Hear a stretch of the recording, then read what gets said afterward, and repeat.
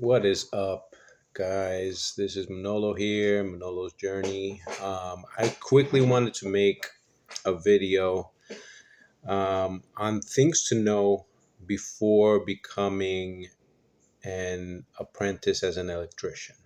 Okay, just mind state and a couple of things that will put you ahead of the pack if you apply them.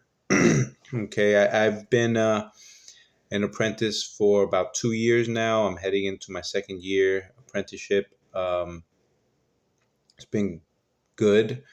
Um, I come from a line of many different jobs, and I'm 43.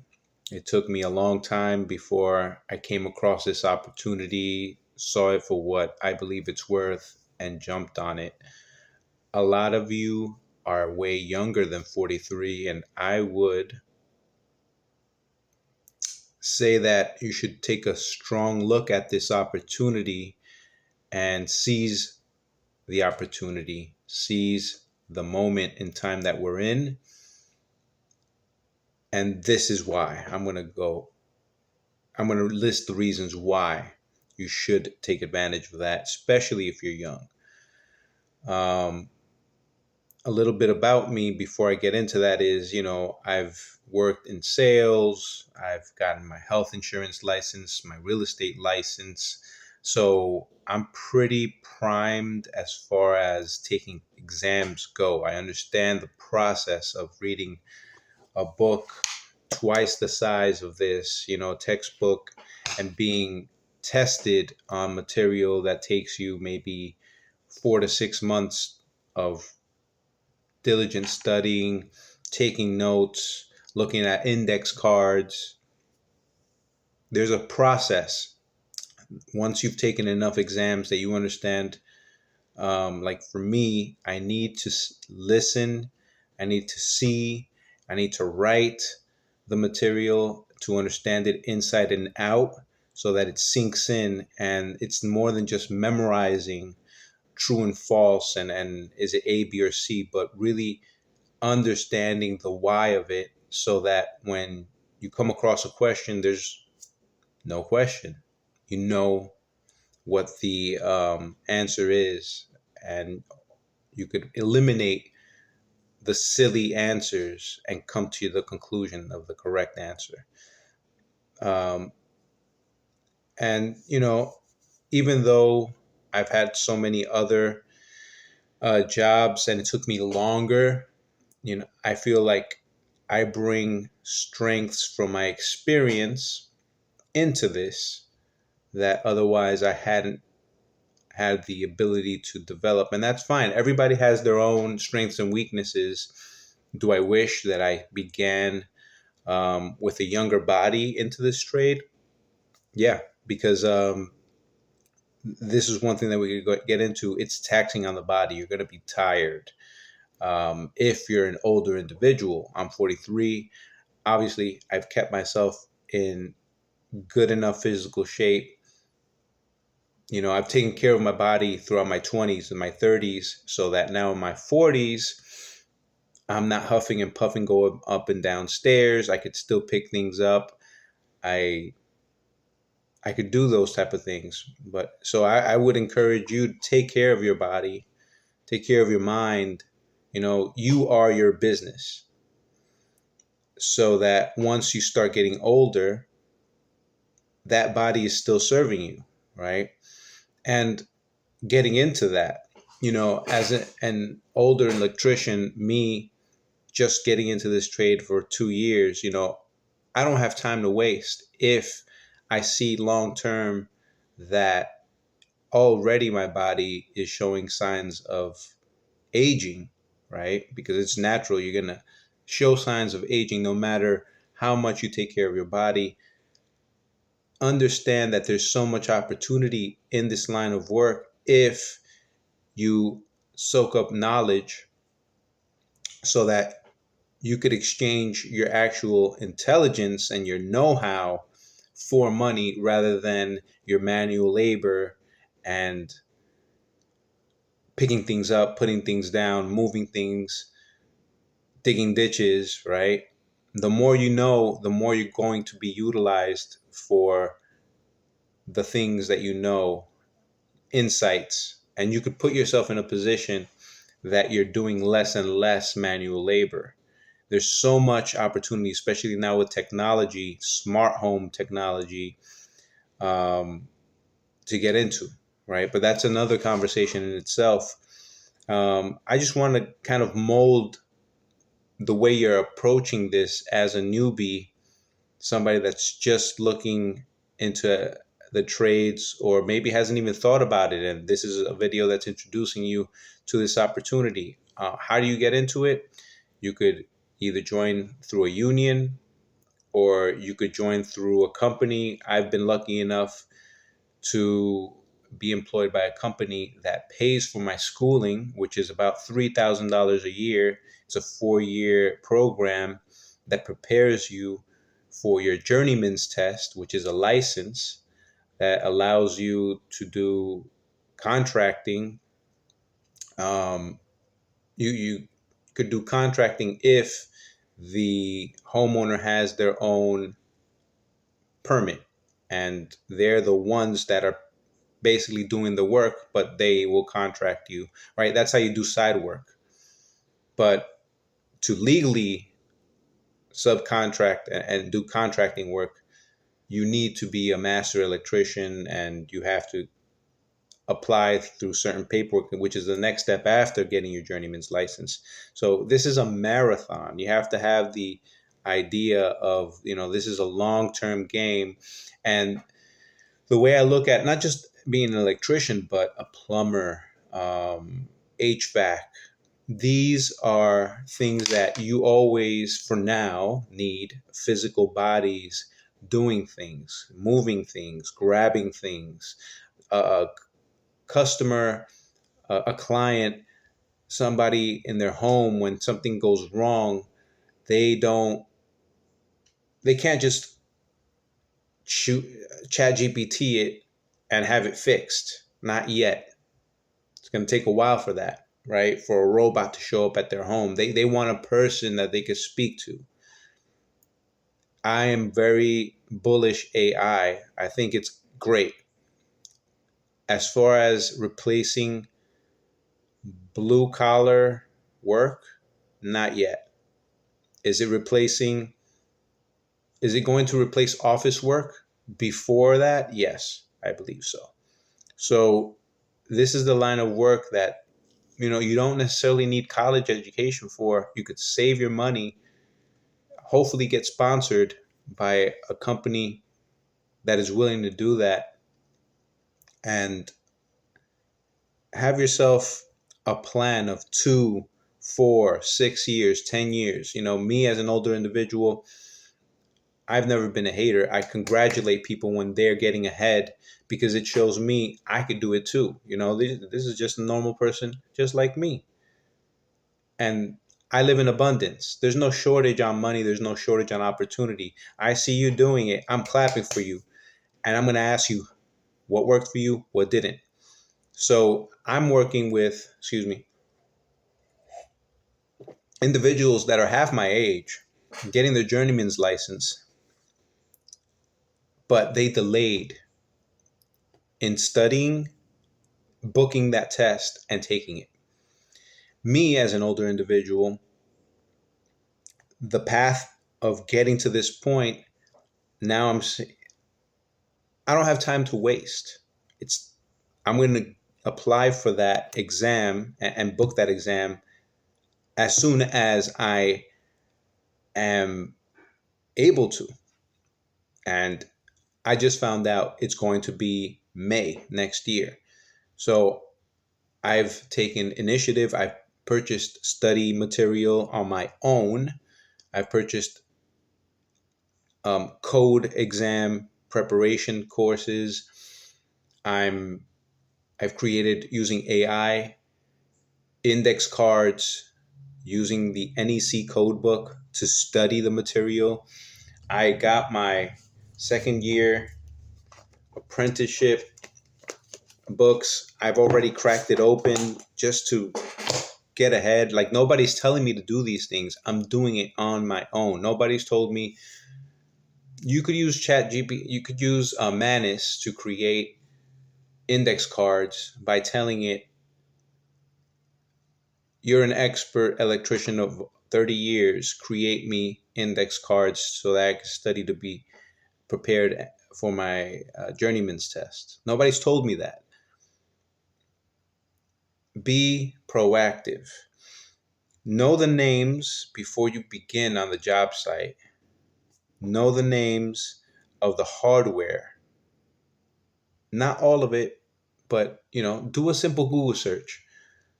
What is the basic what are the most commonly used hardware items that an electrician uses on a daily basis? Couplings, connectors, minis, and that may not be uh, the technical term, but that's what is used in the field. I believe it's mineralac. There, you could put them onto the wall with uh, tapcons, which are screws that go into cement walls, hold the conduit. What's conduit? It's the pipe that is encasing the wire, the conductor, where the electricity, the ampacity, the current passes through.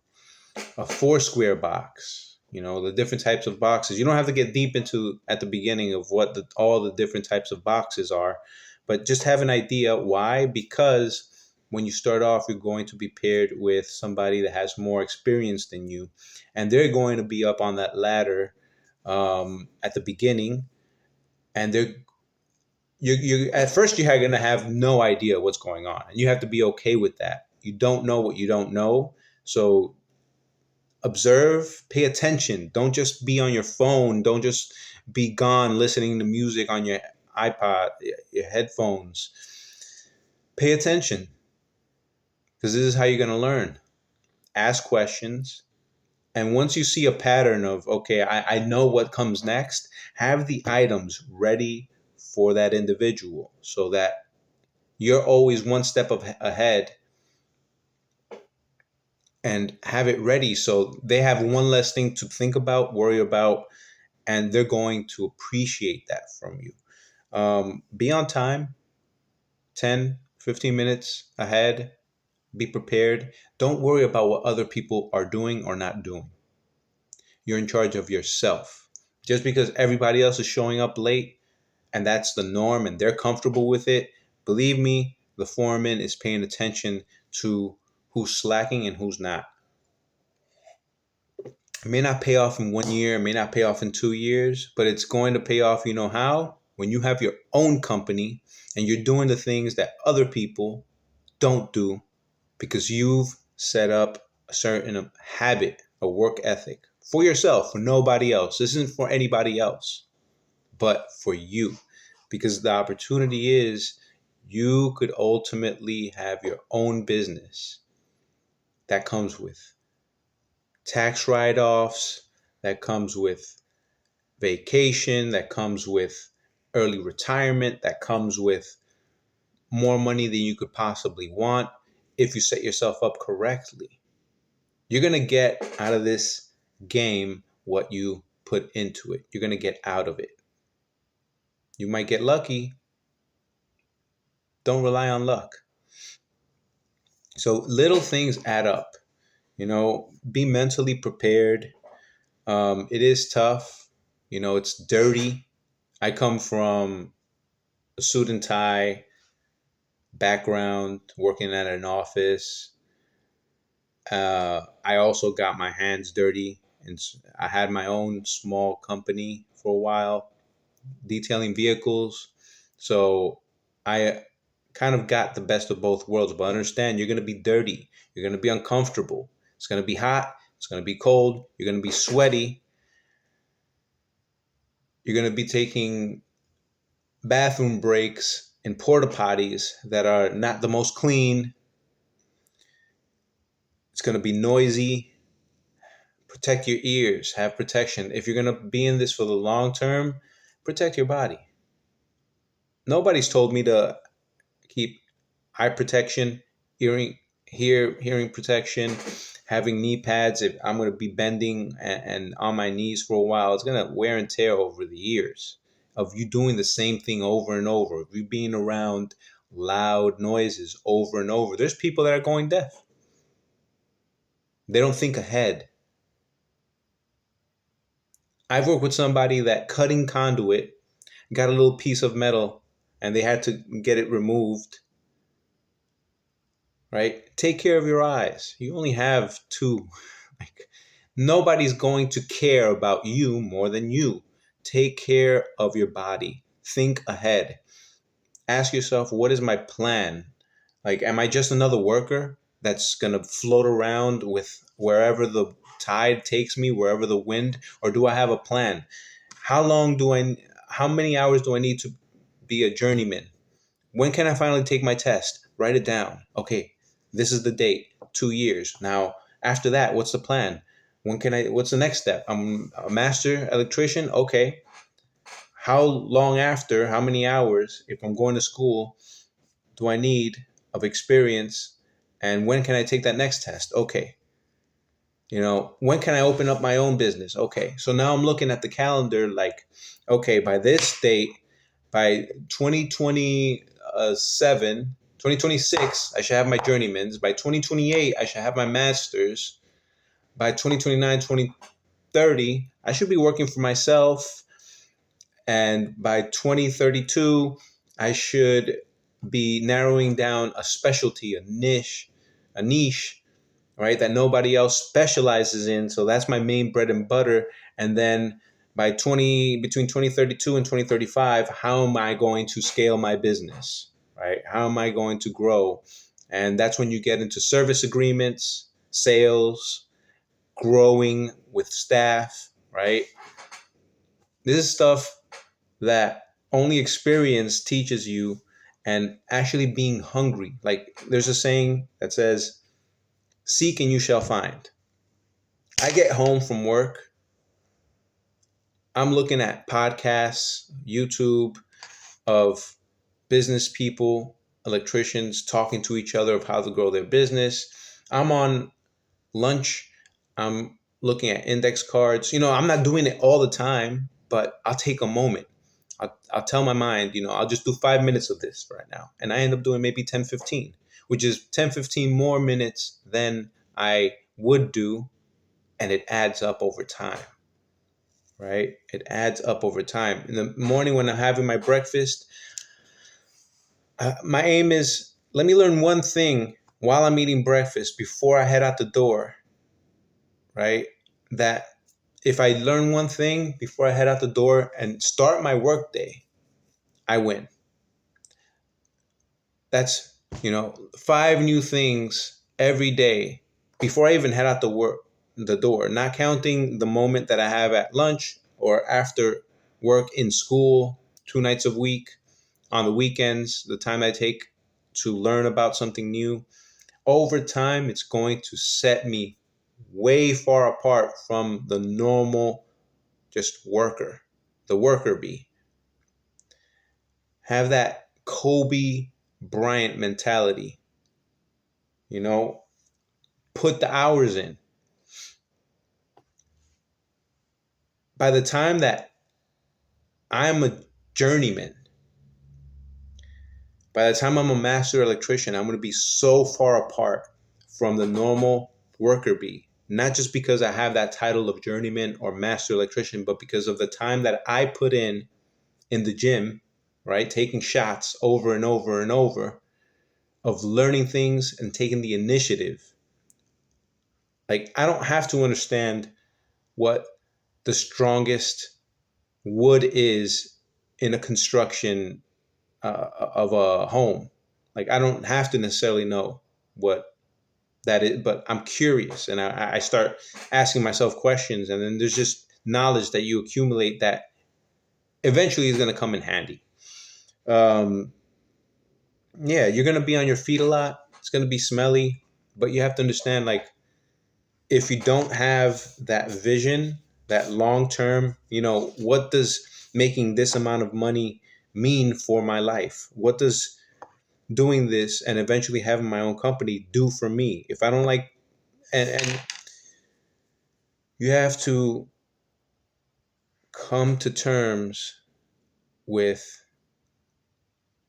eating dirt, to put it nicely. Like, be okay with putting in the sweat equity, the pain, the not necessarily getting paid everything that you believe you're worth for some time.